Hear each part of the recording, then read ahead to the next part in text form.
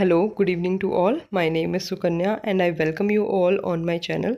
तो गाइज़, जो आज हम टॉपिक स्टार्ट करने वाले हैं बीएड सेकेंड ईयर का, that is paper 5B, health, physical and yoga education. तो उसका यूनिट 1 का एक बहुत इंपॉर्टेंट क्वेश्चन हम स्टार्ट करेंगे, दैट इज़ फिजिकल एजुकेशन। तो ये जो 4 या 5 पॉइंट्स हैं, ये 16 मार्क्स में तो आएंगे ही आएंगे। हो सकता है इनमें से कोई एक पार्ट आपसे 4 मार्क्स में भी पूछ लिया जाए।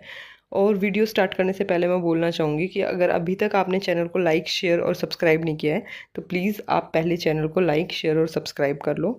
और दूसरी चीज़, अब जो वीडियोस आएंगी एग्ज़ाम्स तक वो सिर्फ की पॉइंट्स के ही रूप में आएंगी, क्योंकि अब हमारे पास इतना ज़्यादा टाइम नहीं है कि हम पूरा हर चीज़ को रटने बैठ जाएं। तो मैं की पॉइंट्स बताऊंगी, आपको उन पॉइंट्स को एलेबोरेट करना है। हालांकि मैं समझा भी दूंगी, आप इजीली उन्हें लिख सकते हैं। तो पहला ये क्वेश्चन ये है कि फ़िज़िकल एजुकेशन होता क्या है, उसकी मिसकंसेप्शंस क्या हैं। कुछ लोगों के बीच में जो है गलत धारणाएं हैं फ़िज़िकल एजुकेशन को लेके। एम्स और ऑब्जेक्टिव्स क्या होते हैं फ़िज़िकल एजुकेशन के, और फिज़िकल एजुकेशन का जनरल एजुकेशन से रिलेशन क्या है। तो चलिए देखते हैं। मीनिंग जो है, जो वर्ड है फिज़िकल एजुकेशन, वो एक्चुअली 2 वर्ड से बना है, that is physical and education. Physical जो वर्ड है that is related to the physical strength and physical fitness, और एजुकेशन वर्ड है, इसका मतलब होता है सिस्टमैटिक इंस्ट्रक्शंस और training for a particular task. मतलब किसी सिस्टमैटिक वे में किसी टास्क को करने के लिए जो हमें इंस्ट्रक्शंस दी जाती हैं, उसको हम एजुकेशन कहते हैं।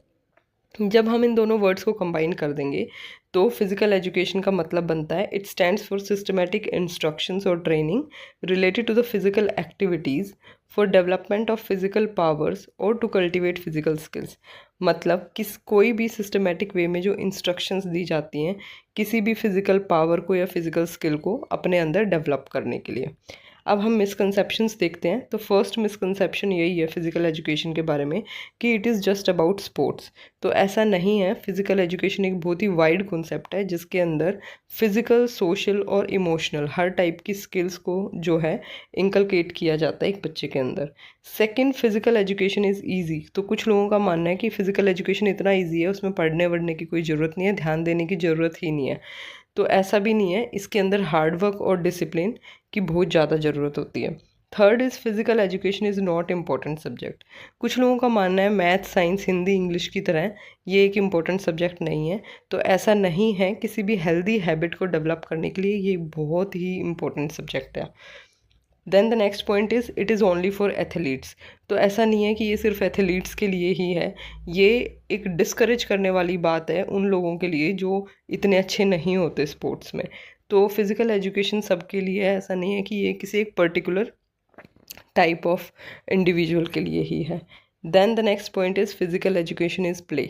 तो कुछ लोगों का मानना है खेल जो है वही फिज़िकल एजुकेशन है। तो नहीं, play is just a part of physical education. और कोई भी चीज़ जो पार्ट होती है वो पूरा नहीं हो सकती, means part can not be whole.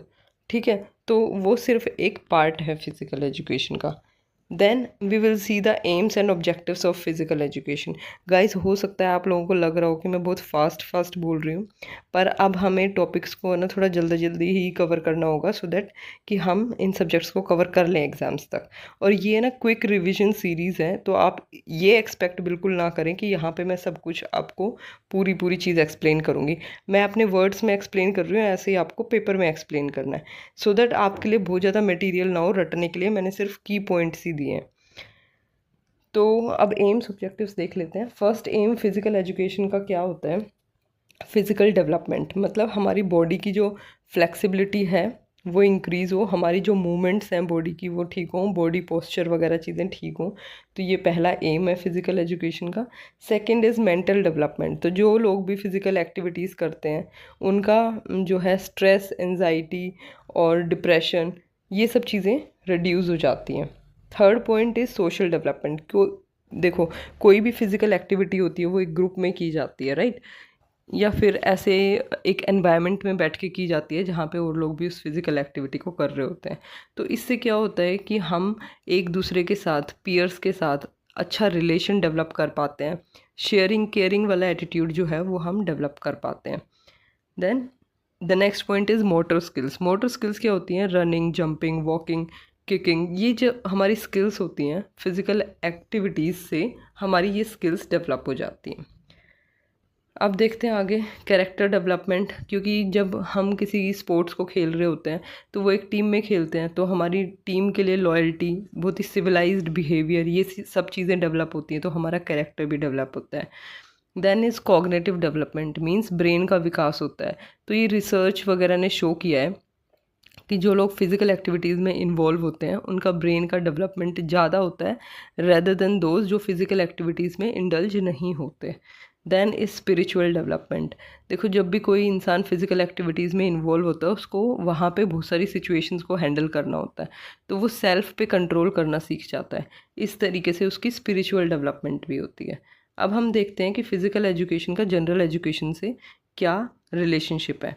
देखो, जनरल एजुकेशन जो है वो overall development of an individual पे विश्वास रखती है।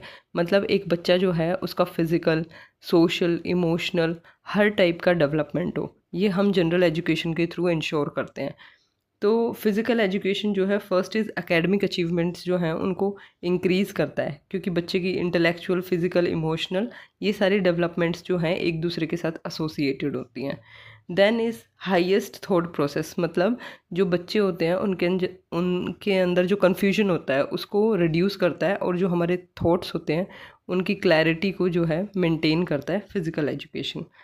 Then is reduces the sedentary behaviour. Sedentary behaviour मतलब जो आजकल बच्चे स्क्रीन टाइम वगैरह लैपटॉप्स पे, फ़ोन्स पे जो लगे रहते हैं, वो सब जो है स्क्रीन टाइम को रिड्यूस कर देता है। तो बच्चे का सेडेंट्री बिहेवियर रिड्यूस करता है, बच्चा बाहर जाके फिज़िकल एक्टिविटीज़ करता है। Then the next point is overall development. बच्चे का जो है पूरी पर्सनैलिटी का डेवलपमेंट होता है, मतलब वो जो बाहर जाता है उसका फिज़िकल, सोशल, इमोशनल, इंटेलेक्चुअल हर टाइप का डेवलपमेंट होता है। Then is the knowledge about health and disease. तो जो बच्चे फिज़िकल एजुकेशन पढ़ते हैं उनको अपनी हेल्थ के बारे में पता होता है, उनको पता होता है क्या न्यूट्रिशियस चीज़ें हैं, क्या हमें खानी चाहिए, क्या नहीं खानी चाहिए, क्या अनहेल्दी चीज़ें हैं, कौन कौन सी डिसीज़ हैं जो हमें हो सकती हैं, और कोई इंजरी अगर हो गई तो उसको हम कैसे हैंडल करेंगे। तो जो बच्चे फिज़िकल एजुकेशन पढ़ते हैं उनको इन सब चीज़ों की नॉलेज हो जाती है। Then is understanding the cultures of the world. जब हम एक टीम में खेलते हैं तो उसमें अलग अलग जगह से लोग आते हैं, अलग अलग कल्चर के लोग होते हैं, तो बच्चा उनके साथ घुलता मिलता है, अलग कल्चर्स के बारे में जो है उसको जानकारी होती है, वो एडजस्ट करना सीख जाता है दूसरे कल्चर्स के साथ, उनकी रिस्पेक्ट करना सीख जाता है। Then is life long habits. देखो, जो बच्चे फिज़िकल एक्टिविटीज़ में इन्वॉल्व होते हैं वो बहुत जल्दी सो जाते हैं, बहुत जल्दी उठ जाते हैं, क्योंकि मेनली फ़िज़िकल एक्टिविटीज़ सुबह के टाइम में ही की जाती हैं। Then is emotional wellbeing. जो बच्चे फ़िज़िकल एक्टिविटीज़ में इन्वॉल्व होते हैं वो इमोशनली स्ट्रॉन्ग होते हैं रेदर देन दोज जो कि नहीं इन्वॉल्व होते हैं। तो ये देखो, हमने सारे जो हैं की पॉइंट्स कवर कर लिए हैं। अगर आपको वीडियो अच्छा लगा हो तो प्लीज़ डू लाइक, शेयर, और thank you for watching the video. अब मिलते हैं नेक्स्ट वीडियो में।